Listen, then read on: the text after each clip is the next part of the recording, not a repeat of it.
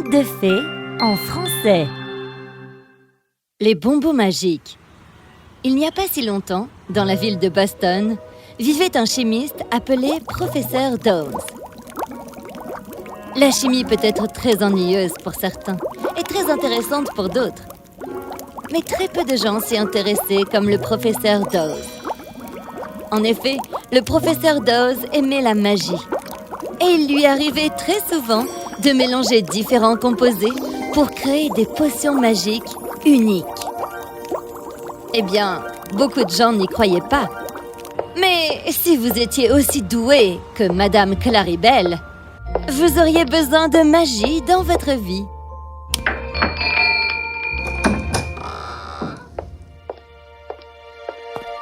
Oh, bonjour, docteur. Ah, Madame Claribel, quel plaisir de vous voir. Merci de venir si rapidement, merci. J'espère que je ne vous ai pas causé de désagréments, n'est-ce pas? Oh non, c'est toujours un plaisir de voir quelqu'un qui s'intéresse à ma magie.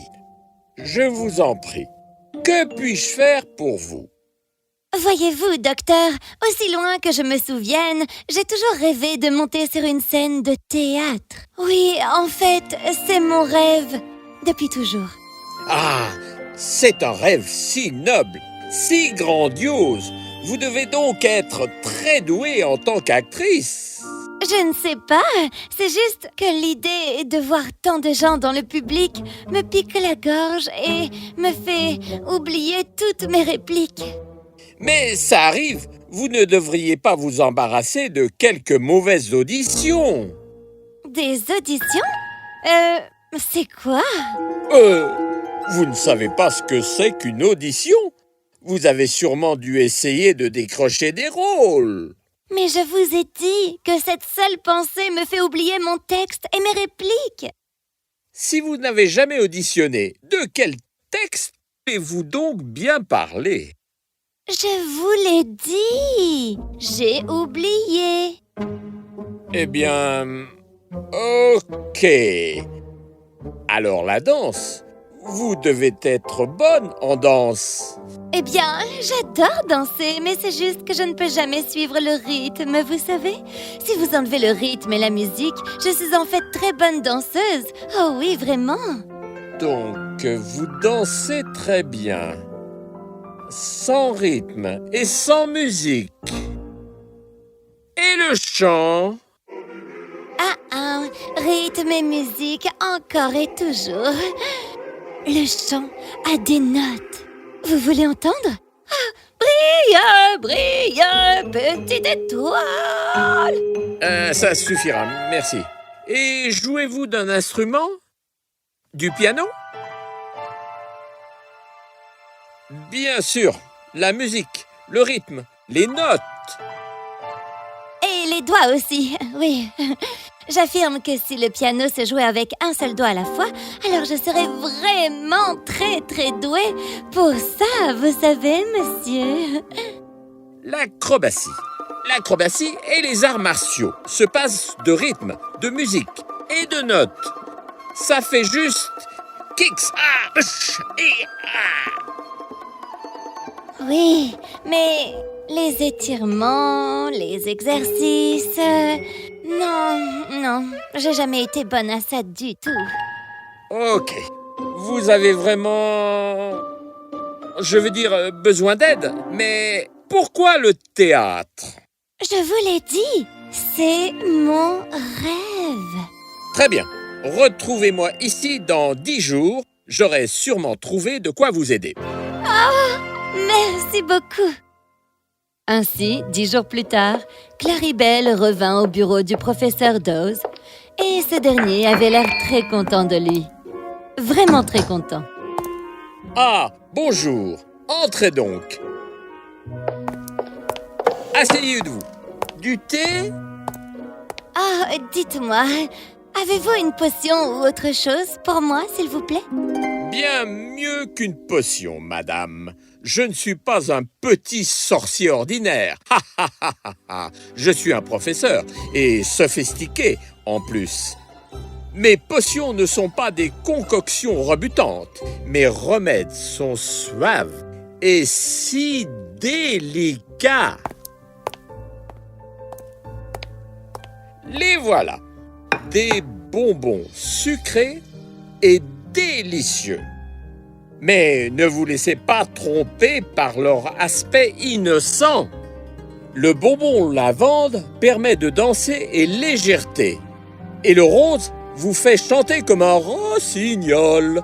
Le blanc fera de vous le meilleur des orateurs. Et le chocolat fera vous jouer au piano comme un maestro.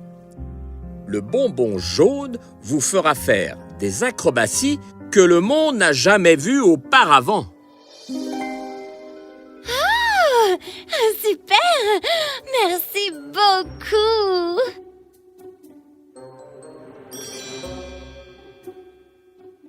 Mais soyez prudente en les utilisant. Ils sont plutôt forts. Oh, aucun souci.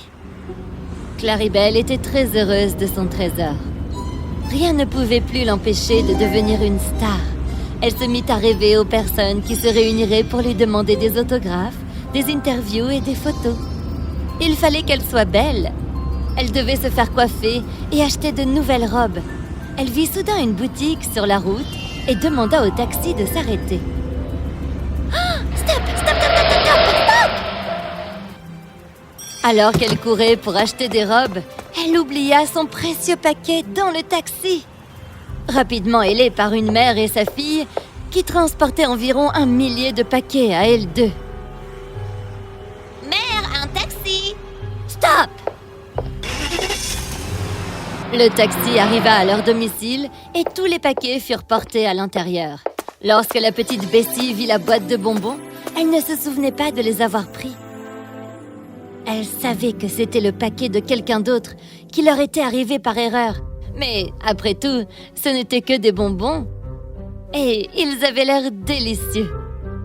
Elle décida d'en choisir un et de le goûter. Dès la première bouchée, elle ressentit une telle envie d'aller au piano et de jouer. Oh, comme Bessie jouait bien. Sa mère était estomaquée.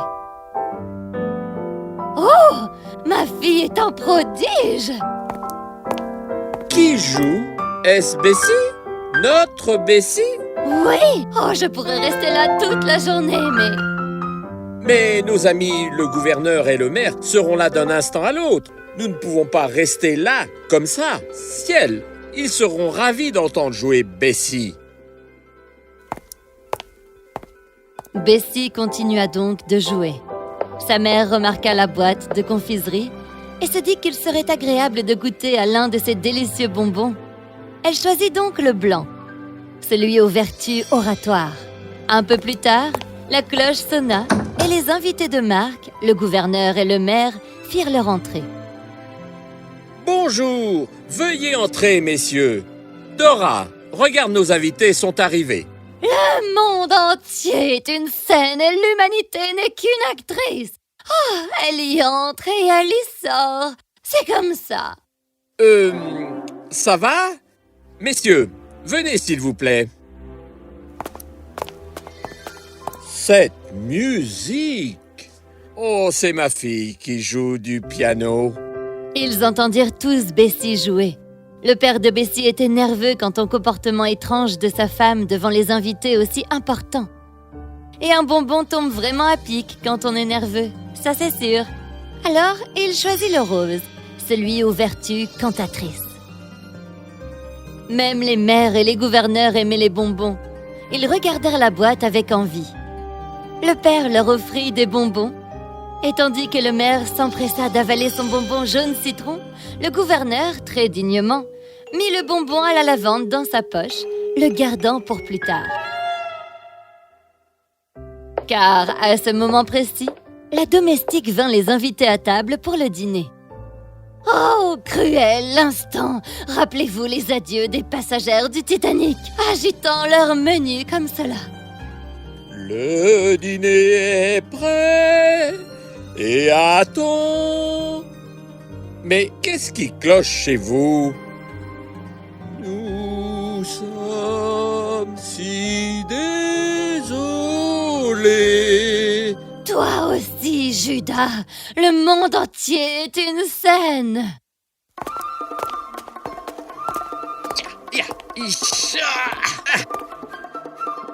C'est une maison de fous, des fous, ridicules.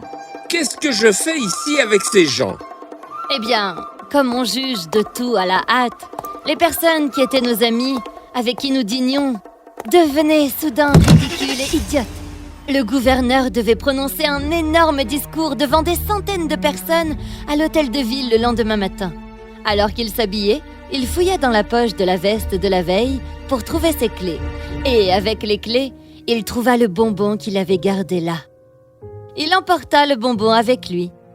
Lorsque le gouverneur aperçut la foule à l'hôtel de ville, il devint nerveux.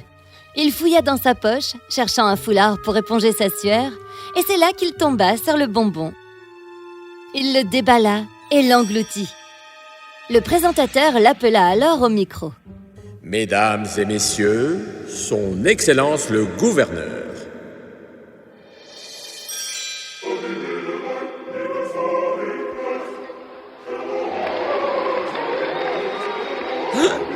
C'est lui le gouverneur? Il est fou, ridicule. Que fait-il ici? Nous devrions le démettre de ses fonctions. C'est affligeant.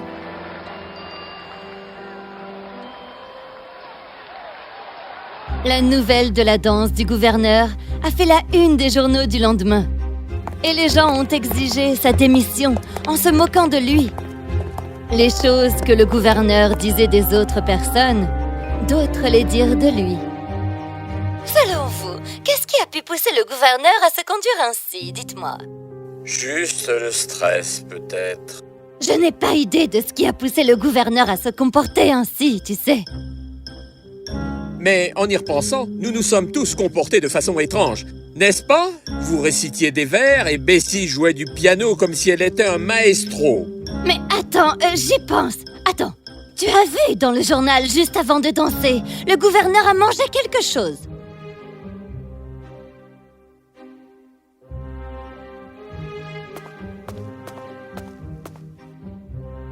C'est un bonbon! Je suis bien sûre que nous n'avons pas acheté de bonbons hier, Bessie. Alors, d'où vient cette boîte? Dis-moi tout. Eh bien, en fait, elle était là avec les paquets qu'on avait achetés, mère. C'est tout. Mais ce n'était pas à nous. Oh, nous n'avons pas acheté de bonbons. Nous n'avions pas à les prendre, Bessie. Enfin, réfléchis. Je suis désolée, maman. Je ne le referai plus jamais. Ils n'ont pas encore réalisé que les bonbons étaient magiques. Mais le professeur Dawes s'en était rendu compte. Claribel revint vers lui pour une autre boîte. Merci! Quel gâchis! La première boîte perdue comme ça! Ceux-ci ne fonctionneront que pour vous. Personne d'autre, même si on les mange. Mais faites très attention, l'effet est temporaire. Compter sur les talents des autres pour réaliser ses rêves, ça ne fonctionne jamais. Grâce au bonbon, Claribel décrocha un grand rôle dans une pièce. Mais l'effet du bonbon se dissipa en plein milieu de la représentation. Ah! Je suis vraiment désolée. Et ainsi s'acheva la carrière de star de Claribel. Le gouverneur était tombé amoureux de la danse et suit des cours de ballet maintenant. Quant au maire, il essaie toujours de donner des coups de pied, de casser des briques ou de tester sa force sans comprendre que ce n'était que l'effet temporaire d'un bonbon magique.